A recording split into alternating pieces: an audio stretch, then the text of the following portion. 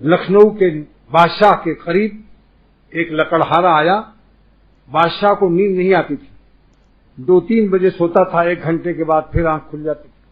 بڑے بڑے قصہ گو بلائے جاتے تھے. سر میں تیل کی مالش, پیر میں روغن کدو کی مالش. قصہ گو قصہ سنا رہے ہیں کہ کسی طرح بادشاہ کو نیند آ جائے. ایک دن ایک لکڑہارا آیا. اچھا, غذا بھی بالکل السر تھا پیٹ میں, تو 2 تولا جو کا پانی پیتا تھا, بس غذا کھا نہیں سکتا تھا. بینک میں کروڑوں روپئے رکھے ہوئے ہیں, ریاست ہے, سلطنت ہے. ایک لکڑہارا آیا, لکڑی کا گٹھر لکھنؤ میں بیچنے کے لیے. لکڑی کا گٹھر سر سے اتارا, گاؤں سے آیا تھا کئی گھنٹہ چل کر, بھوک لگی.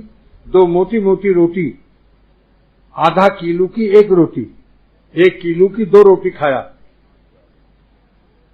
اور ٹماٹر کی چٹنی سے کھایا. نہ گوشت نہ دال, ہری مرچ دھنیا اور ٹماٹر کی چٹنی سے کھایا. 1 لوٹا پانی پیا, اور اس بادشاہ کے دروازے فٹ پاتھ پر ہاتھ کا تکیہ بنا کر خراٹا مارا, سو گیا. بادشاہ صاحب اور نواب صاحب ٹہل کر کے اس کے خراٹے کی آواز سے اشک بار تھے کہ کاش کی اس کی نیند مجھے مل جاتی, اور اس کی خوراک مجھے مل جاتی, اس کا معدہ مجھے مل جاتا, اس کا پیٹ مجھے مل جاتا.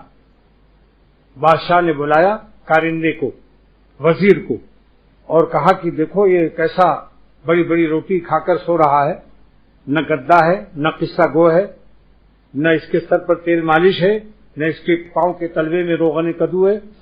خراٹا لے رہا ہے, اور اینٹیں اوپر نیچے ہیں فٹ پاتھ کی, برابر زمین بھی نہیں. اگر یہ مجھے اپنی نیند مجھ کو دے دے, اور اپنے پیٹ کی خوراک مجھے دے دے, اور اپنی نیند مجھے دے دے, تو میں اپنی ریاست اور سلطنت اس کے نام لکھنے کے لیے تیار ہوں. معلوم ہوا کہ پیسوں میں چین اور سکون نہیں, چین سکون صرف اللہ کی فرما برداری ان کے نام میں.